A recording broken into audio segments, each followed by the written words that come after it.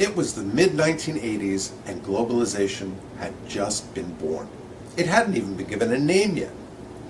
I was on my first trip to Taiwan to meet some potential agents to work with, and I had been told to be very careful.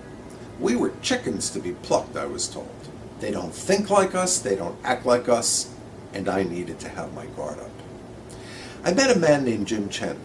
Tall, handsome, surprisingly well-versed in English. We seemed to bond quickly. Everyone has their own way to show trust. Mine is through food.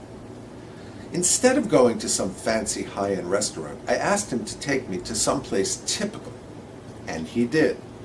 What a shock that was.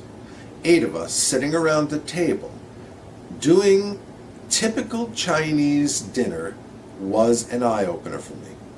Food was flying all over the place. Bones were being spit. They were on the floor. Fish bones were being spit and put on the plate. Everybody seemed to be spitting and putting their food where it doesn't belong. I was really confused.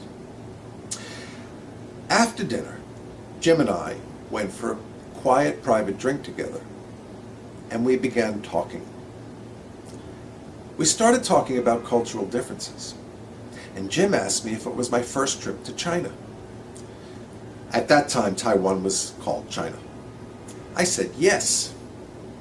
And he looked at me and he said, "Mark, we don't know each other very well yet, but can I give you some advice?"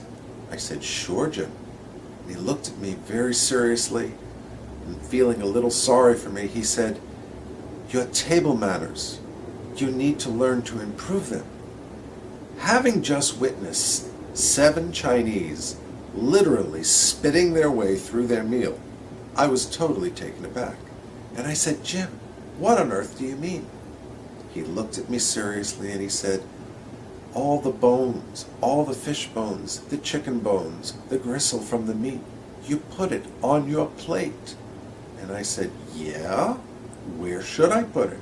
And he said, "Mark, that doesn't go on your plate. That plate is for clean food. It's what you eat off of. You put it on the table. Or if it's a casual place, you spit it on the floor. You have to learn how to eat in Taiwan if you're going to make friends with the local population." That was a moment of clarity for me. It taught me that how things appear are not necessarily how things are. It was the beginning of my success as a business leader.